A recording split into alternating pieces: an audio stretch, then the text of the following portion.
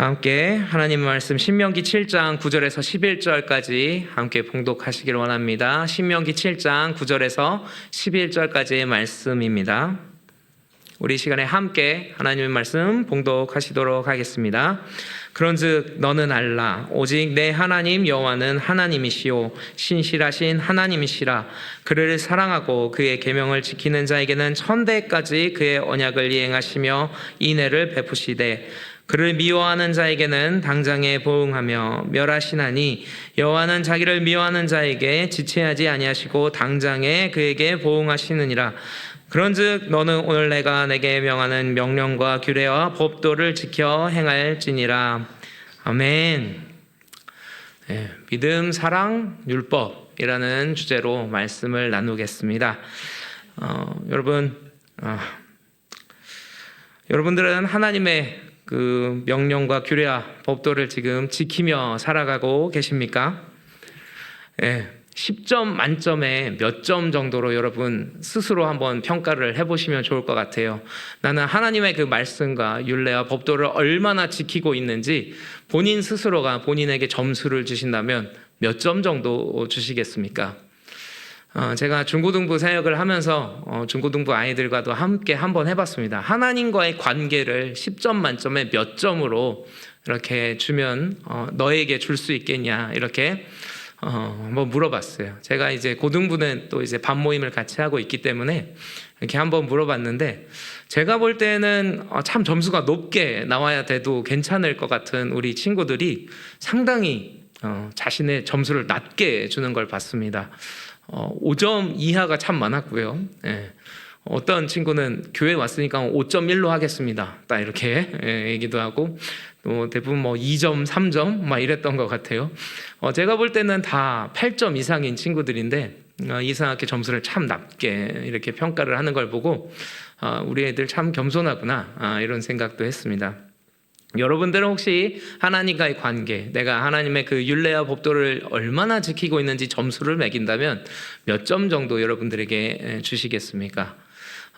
여러분 다 8점 이상 하셔도 될 것 같습니다. 왜냐하면 이 추운데도 날씨가 변덕스러운데도 불구하고 이렇게 수요일 날 기도에 나오시지 않으셨습니까? 점수를 여러분 높게 주셔도 됩니다. 저는 주일날 목사님께서 하셨던 그 질문이 계속 생각났어요. 저는 2부 예배를 드리는데 1부 때도 하셨는지는 모르겠는데요. 2부 예배 때 목사님이 설교 중에 여러분 하나님 사랑하십니까? 이렇게 질문했던 거 혹시 기억나시나요? 그때 2부 때에는 그 누구도 아멘 이러질 않더라고요. 다 조용히 있었습니다. 그러니까 목사님 당황하셨는지 그럼 표현을 좀 바꾸시겠다고 하나님 좋아하시죠? 하니까 그제서야 조금 아멘 하면서 이렇게 고개를 끄덕였던 것 같습니다. 정말 이 하나님을 사랑한다라는 그 말에 왜 우리가 이렇게 쉽게 대답을 못할까요?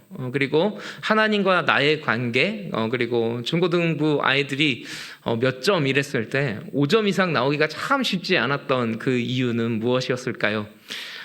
그거는 아마도 정말 우리는 원의로되 하나님 말씀대로 살고 싶지만 하나님 말씀대로 산다는 게 너무 어렵다라는 것을 이미 다 알고 계신 거 아니겠습니까? 그리고 하나님 사랑합니다 이렇게 자신 있게 말하기에는 왠지 우리의 삶이 정말 하나님이 우리에게 부어주셨던 그 십자가의 사랑 그리고 모든 걸 다 허락하신 그 완전한 그 사랑 앞에서 너무 좀 작아지고 초라해지기 때문에 감히 이렇게 높은 점수를 우리 스스로가 매기지는 못하는 것 같습니다. 그만큼 하나님의 그 말씀대로 산다라는 것 어떻게 보면은 참 어렵고 힘든 것 같습니다. 여러분 하나님 뜻대로 산다라는 것, 하나님 말씀과 명령과 규례를 따르며 산다라는 게 쉬운 일입니까? 아닙니다. 결코 쉬운 일이 아닙니다. 어려운 일입니다. 하지만 우리는 이미 다 복음을 들은 사람들입니다. 그리고 우리를 대신해서 예수님이 십자가 달리시고 너무나 큰 사랑으로 우리를 사랑해 주셨다는 걸 이미 다 알고 있는 정말 그 진리를 이미 들어버린 사람들 아닙니까? 그렇기 때문에 우리는 세상 사람들과 똑같이 살면 안 되는 사람들입니다. 우리는 세상 사람들과 똑같이 살아서는 안 되는 사람들이라는 걸 우리는 기억해야 된다는 것입니다. 똑같이 살 수 없는 그런 사람들이 돼버렸습니다. 그런데 이걸 또 기억했으면 좋겠습니다. 귀한 일은 결코 쉬운 일이 아니라는 것이죠. 예를 들어서 메달을 한번 생각해 봅시다. 올림픽 메달을, 금메달을 그냥 누구나 다 참석만 하면 받을 수 있는 메달이라고 생각을 했을 때 그 금메달을 딴 사람이 막 오열을 하고 막 괴성을 지르면 여러분 어떻게 생각되겠습니까? 좀 모자란 사람이다 이렇게 생각되지 않으시겠습니까? 그 배드민턴 안세영 선수가 금메달을 따고 막 눈물을 흘리면서 포효를 할 때 전 국민들이 다 감동을 받은 이유가 무엇이겠습니까? 그만큼 그 메달을 따기가, 우승하기가 어렵다라는 것을 우리가 알고 있기 때문에 그 메달을 땄을 때, 우승을 했을 때 막 박수를 치고 대단하다 이렇게 이야기하는 것 아니겠습니까? 귀한 일일수록 사실 어려운 일입니다. 쉬운 일을 했을 때 사람들이 막 박수를 보내거나 대단하다고 얘기하지 않습니다. 만약에 메달 따는 게 그렇게 쉽다면 나라가 우리 선수들을 포상하겠습니까? 나라의 명예를 이렇게 세웠다고 이렇게 이야기하겠습니까? 오히려 그렇지 않겠죠.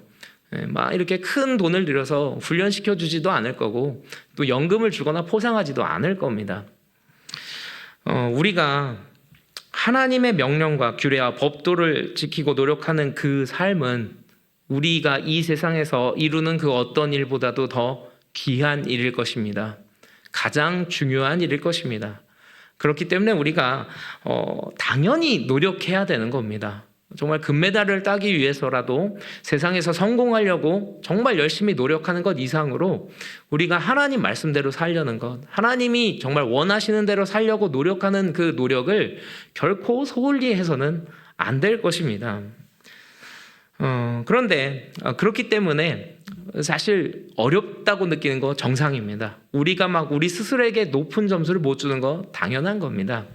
하지만 정말 지키려고 노력하고 때로는 잘 안 지켜질 때에는 가슴 아파하고 하나님께 더 울부짖고 매달리는 그 자체만으로도 하나님께서 너무 기뻐하시지 않겠습니까?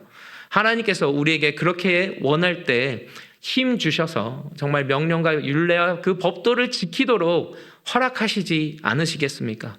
그렇기 때문에 우리는 정말 그 귀한 일을 정말 우리가 최선을 다해서 지키려고 노력해야 될 줄 믿습니다. 오늘 말씀 통해서 다시 한번 그 하나님을 믿고 그 사랑을 통해서 율법을 지키시는 저와 여러분 되기를 소망합니다. 하나님을 아는 것을 저는 오늘 믿음이라고 소개를 했습니다. 우리 하나님이 어떤 분인지를 정확하게 안다라는 것은 사실 믿음이라고 봐도 과언이 아닙니다. 그리고 오늘 말씀에는 사랑이 나옵니다. 그리고 율법이 나옵니다. 이 믿음과 사랑과 율법에는 서로 긴밀한 관계가 있다라는 것을 오늘 말씀을 통해서 조금 더 깊이 있게 나누기를 원합니다. 그 믿음이라는 것은 생각보다 이성의 분야가 아니라 감정의 분야라는 것을 제가 요즘에 참 많이 느낍니다. 요즘 연예계 보면은 너무 충격적인 일들이 많지 않습니까? 정말 국민 배우라고 불리던 잘생긴 남자 배우가 알고 보니까 그 예전에 어떤 스스로 막 이렇게 생을 끝냈던 어느 어린 여배우와 연인 관계였다는 게 이렇게 발견돼서 연예계가 발칵 뒤집어지는 사건이 있지 않았습니까? 그런데 재밌는 건 이렇게 그 사건이 나왔을 때, 뉴스가 나왔을 때 그 글들을 보면 그 남자 배우를 끝까지 믿는 사람들이 존재합니다. 바로 그 남자의 팬클럽이죠. 끝까지 아니다. 그 여배우가 잘못한 거다. 이거는 그 남자 배우의 말이 맞다라고 주장을 한다라는 거죠. 자기가 좋아하는 사람의 말을 어떻게 보면 무조건적으로 좀 믿는 그런 사람들이 있다라는 걸 우리가 알 수 있습니다. 제가 그런데 이거를 처음 경험한 게 아닙니다. 제 승객분들 중에 자주 타시는 승객분들 중에 예전에 트로트 가수 중에 음주로 큰 무리를 일으켰던 그 가수를 너무 사랑하는 그런 승객분이 한 분 계시는데 그분은 차에 타시면 전도를 시작합니다. 나라가 어지러우니까 그 사람을 이렇게 억지로 술을 먹이게 해서 그 사건이 나도록 나라가 조장을 한 겁니다. 기사님 그거 아셔야 돼요. 이러면서 우리 개가 그럴 리 없어요. 예. 호칭이 우리 개라고 이렇게 누구라고 이렇게 얘기할 정도로 저는 근데 그렇게 막 좋아하지를 않으니까 그렇게 막 그 말이 믿음이 가지 않는 거예요. 그 음모론에 막 호응은 하지 않지만 어쨌든 승객분이 너무 좋아하시니까 그럴 수도 있겠네요. 그냥 그러고 넘어가는데 정말 그 자기가 좋아하는 그 존재에 대해서는 어떻게든지 믿어주고 싶다라는 그 마음을 강하게 갖는다는 것을 제가 요즘 참 많이 느낍니다. 그래서 그 믿음이라는 건 사실 이성적으로 될 거라고 생각을 하는데 이 감정적으로 마음이 열리지 않으면 그 사람의 말이 신뢰가 안 간다는 거예요. 그 믿음도 마찬가지입니다. 우리가 하나님을 사랑하지 않으면 믿음이 잘 자라지를 않습니다. 그래서 우리는 하나님을 사랑해야만 사실은 믿음이 생길 수가 있다는 것을 인정해야 되거든요. 그런데 우리가 하나님 사랑한다는 게 결코 또 쉬운 일만은 아닙니다. 그 이유가 있죠. 하나님께서 뭐든지 만사형통하게 우리가 원하는 대로 다 해주시고, 하나님 돈 필요합니다 그러면 돈 주시고, 건강 필요합니다 건강 주시고, 다 우리가 원하는 대로 맞춰주시면 하나님 싫어할 사람이 아무도 없을 것 같아요. 그냥 다 좋아할 것 같은데 하나님이 그러지 않으시잖아요. 우리가 원하지 않는 대로도 이끌어 가시기 때문에 우리가 하나님을 그냥 무조건 사랑합니다 이렇게 얘기하기에는 하나님에 대해서 서운해하고 하나님을 원망하는 그런 사람들이 종종 우리 주변에 있다라는 것이죠. 영화 신은 죽지 않았다라는 영화 혹시 아십니까? 그게 기독교 영화인데 괜찮습니다. 볼만합니다. 한 중고생들이 보기 참 좋은 영화라고 생각하는데요.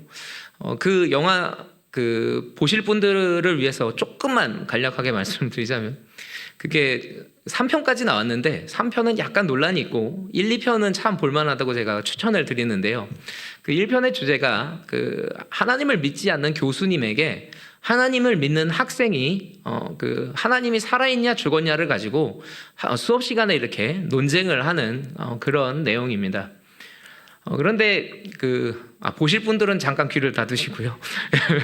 알고 보니 그 교수님의 과거에 하나님을 믿었으나 하나님께 그 서운한 감정에 배신감에 의해서 하나님은 없다라고 단정을 짓는 게 영화 가운데 나옵니다. 영화를 좀 더 자세히 보시면 좀 아실 것 같은데요. 제가 그것을 깊이 이제 체험을 했습니다. 제가 처제 그 간증을 자주 하지 않습니까? 하늘나라 간 처제에 대해서 이야기를 종종 하는데, 제 그 처제의 남편이 그 교수와 똑같은 이야기를 했기 때문이에요. 제가 한 6개월 정도를 그 형님과 계속해서 같이 밥도 먹고 같이 뭐 게임도 해주고 산책도 하고, 그 아내를 너무 젊은 나이에 결혼한 지 5년 만에 잃었기 때문에 그 충격이 너무 컸어요. 그런데 그 처제의 남편인 형은 신앙이 없었는데 처제가 교회를 너무 좋아하니까, 믿음 생활을 잘하니까 그냥 아내 따라 교회를 나오던 사람이었어요. 그런데 이제 아내가 갑작스럽게 이렇게 하늘나라를 가니까 하나님한테 너무 서운한 거예요. 그래서 제가 이렇게 같이 있으면서 하나님에 대해서 간증도 하고, 또 아내가 또 워낙 그 일을 통해서 놀라운 일도 경험했기 때문에 형에게도 하나님 살아계시다고, 우리 같이 천국 가자고, 천국 가면은 주의 볼 수 있다고 이렇게 얘기를 많이 했는데, 그럴 때마다 형은 저에게 이렇게 이야기를 하는 거예요. 진서가, 형은 하나님을 용서할 수 없다. 어떻게 나한테 이렇게 하냐. 나는 정말 그 존재가 있다면 정말 멱살이라도 잡고 싶다. 어떻게 나한테 이럴 수 있냐 하면서 하나님을 계속 거부했던 그 기억이 있습니다. 하나님에게 너무 서운한 거죠. 그 형이 만약에 하나님을 믿으려면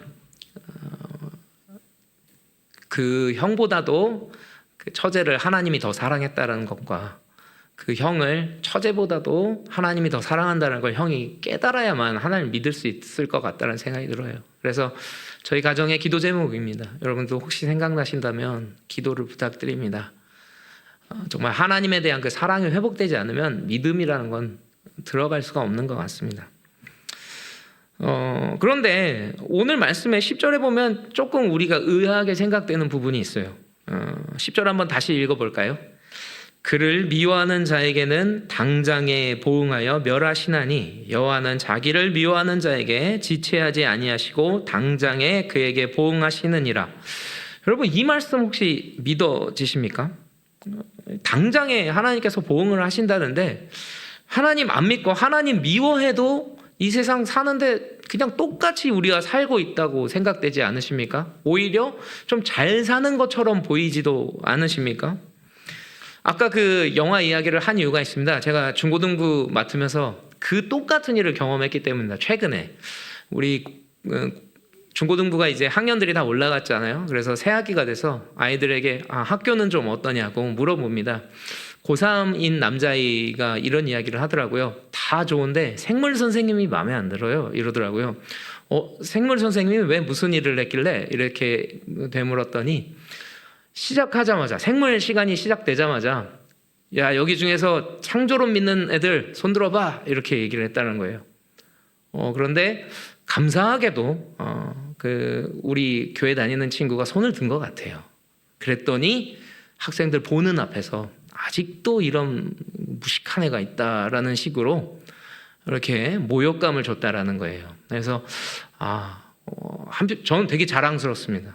우리 고등부 아이가 아이들 앞에서 당당하게 하나님을 믿는다는 거, 창조론을 믿는다는 걸 이야기했다는 것에 참 감동을 받았어요. 영광이더라고요. 제가 정말 귀한 아이들에게 말씀을 사역하고 있다는 게 정말 기뻤어요. 그래서 같이 기도하자, 우리 선생님 위해서 같이 기도하자, 이렇게 이야기를 했는데, 하나님 안 믿는 사람은 선생의 위치에 있고 하나님을 믿는 사람은 오히려 학생의 위치에 있는 그런 현상이 우리 삶 가운데도 종종 있지 않습니까? 하나님 믿지 않고 자기 마음대로 하는데도 세상에서 너무 잘 나가고 돈도 잘 벌고 건강하고 인기도 많고 이런 분들이 분명히 계시단 말이에요. 그러면은 우리가 읽었던 이 10절의 말씀은 틀린 말씀처럼 느껴지지 않습니까? 그러나 그들은 살아 있으나 죽은 삶입니다. 하나님이 없기 때문에. CIPA라는 병이 있습니다. 여러분 잘 모르시죠? 저도 모릅니다. 그래서 검색해봤습니다. 이게 묵통각증 및 무한증 통증이랍니다. 이렇게 말씀드려도 잘 모르시겠죠? 통증을 못 느끼는 병이랍니다. 아무리 아픈 통증도 통증을 못 느낀대요. 그러면 여러분들 이게 무슨 병이야? 축복 아니야? 이렇게 생각되지 않으십니까? 통증을 못 느낀대요. 그러니까 애를 낳을 때도 그냥 난대요. 아픔 없이 그냥 애를 낳는데요. 약간 여자분들이 부러워하시는 것 같기도 하고, 뭐 전혀 고통이 느껴지지 않으니까 이 사람들은 오히려 축복이라고 생각이 되지만 이분들의 특징이 있습니다. 단명한답니다. 빨리 이게 죽게 된다라는 거예요. 그 이유가 어디가 이렇게 부서지고 부러져도 모르니까 그냥 산다라는 거예요. 그 자체로. 대부분의 사람들이 맹장염으로 이렇게 죽는다고 하는데, 여러분 맹장염이 죽는 병입니까? 그냥 빨리 병원 가서 이렇게 치료받으면 낫는 병이잖아요. 그런데 그 맹장염이 아파야 우리가 병원을 가지 않습니까? 근데 아프지 않으니까 맹장염이 복막염이 될 때까지 그대로 산다라는 거예요. 전혀 이상을 못 느끼고. 그러다가 갑자기 쓰러지고 그렇게 죽는 경우가 참 많다라는 거예요. 통증을 못 느낀다라는 게 정상이 아닙니다. 하나님을 떠난 사람들이 하나님 없어도 괜찮다라고 말하는 게 정상이 아니에요. 사실 죽어가고 있는 거예요. 세상에 썩어 없어지는 것들과 함께 썩어 없어지는 중인 건데 모른다라는 거예요. 하나님이 떠나는 순간, 하나님이 없어도 괜찮은 순간이 사실은 제일 비참한 순간인 거고 죽어가는 순간인 거예요. 자, 그렇게 생각을 한다면 우리는 하나님을 사랑하기 때문에 율법으로 돌아가겠습니다. 율법을 통해서 우리는 아픔을 느끼고 있지 않습니까? 하나님과의 그 관계에 몇 점 매기면서 우리는 사실 되게 아프지 않습니까? 10점이고 싶은데 하나님 저 7점밖에 안 되는 것 같아요. 하나님 저 5점밖에 안 되는 것 같아요. 어쩔 때는 1점도 안 되는 것 같아요. 이런 자괴감이 우리 가운데 있지 않습니까? 그런데 그런 아픔이 사실은 우리가 살아있다는 증거라는 거죠. 우리가 하나님에 대한 그 마음이 미안한 감정이 있을 때, 죄송한 감정이 있을 때가 사실은 우리는 살아있는 거고 하나님 사랑하고 있다라는 증거가 될 수 있다라는 것이죠. 정말 그 사랑이 율법을 지키게 하는 것 같습니다. 이 다윗 왕을 생각해 보십시오. 다윗이 정말 자기 하고 싶은 대로 하고도 모르고 있다가 나단 선지자의 그 이야기를 듣고 너무 아파하지 않았습니까? 그리고 회개하지 않았습니까? 그게 다윗을 살린 겁니다. 만약에 그때 회개하지 않고 정말 죽은 사람처럼 아프지 않았다면 예수님의 그 계보는 바뀌었을 겁니다. 성경은 다시 쓰였을 겁니다. 하지만 다윗이 회개했고 아파했고 하나님 앞에 엎드려졌기 때문에 다윗은 예수님의 조상이 되었어요. 우리가 율법을 지키려고 아프고 고통스럽고 힘든 건 사실 우리가 정말 살아있고 하나님을 사랑하고 있다는 그 증거가 된다는 것이죠. 사랑에는 정말 놀라운 힘이 있습니다. 사랑은 어려움을 이기게 해줍니다.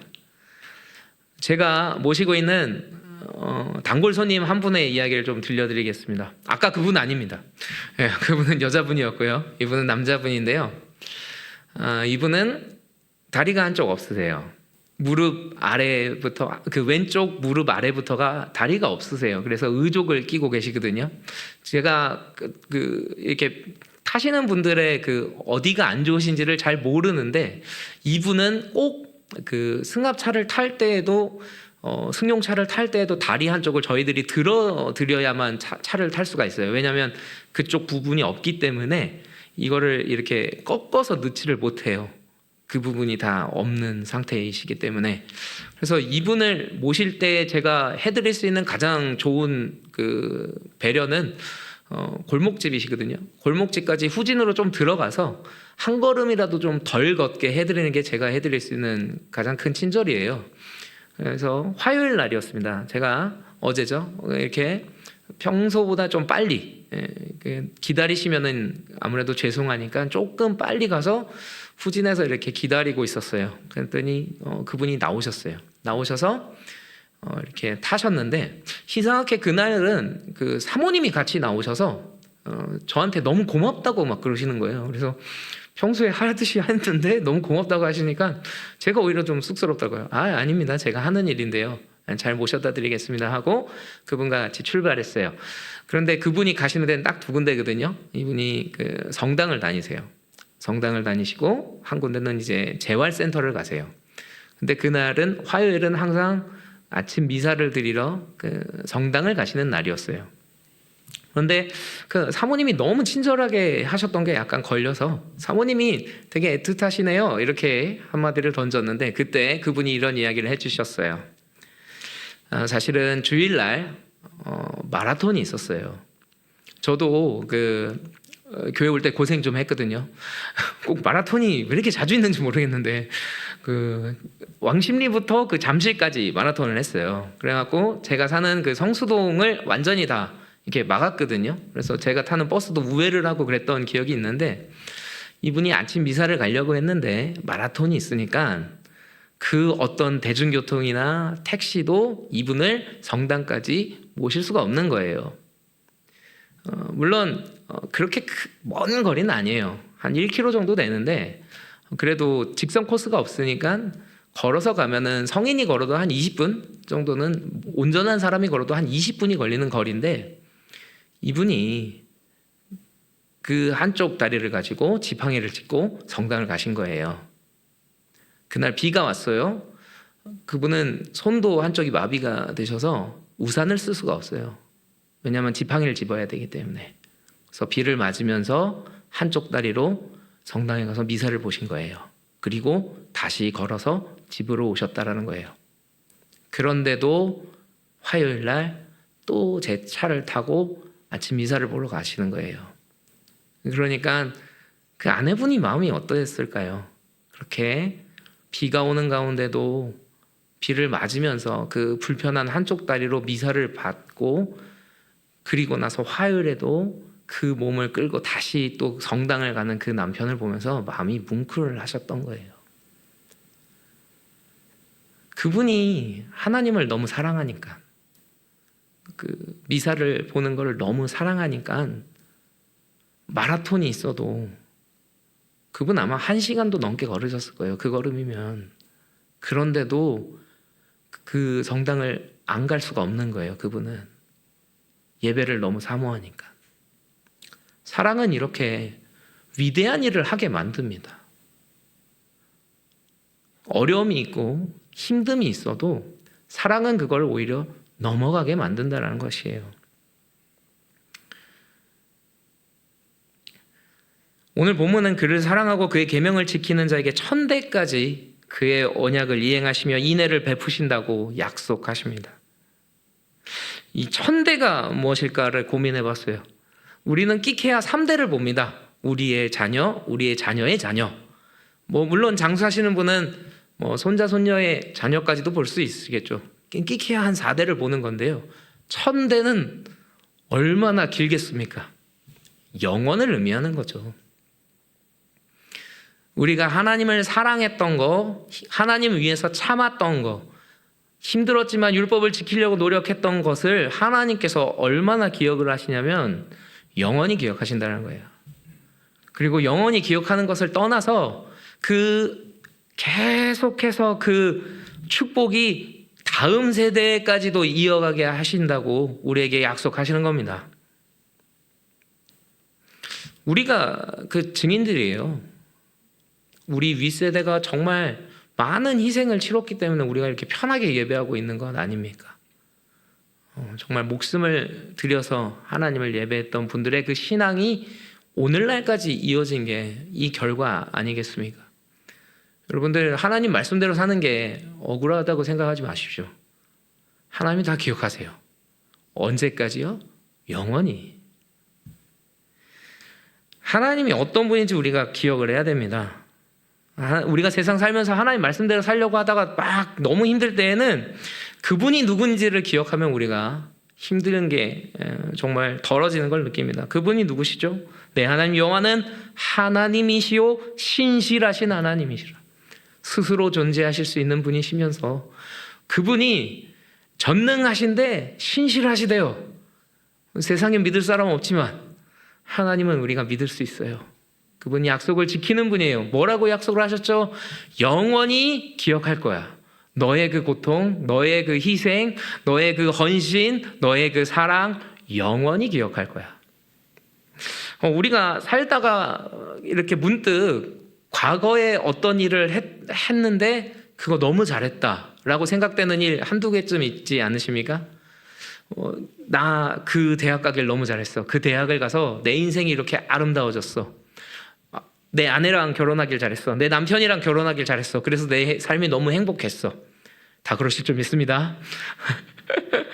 내가 그 직장을 잘 선택했어. 내가 그 직장을 선택했기 때문에 내 삶은 너무나 행복했어.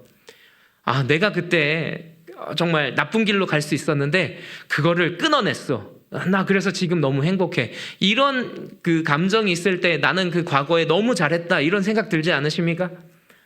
여러분, 우리가 천국에 갔을 때 하나님 저 그때 너무 잘했죠 라고 할 수 있는 그 추억이 무엇이겠습니까?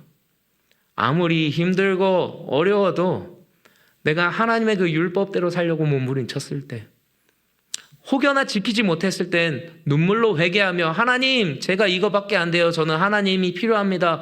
도와주십시오. 용서해 주십시오. 이렇게 기도했던 순간들, 정말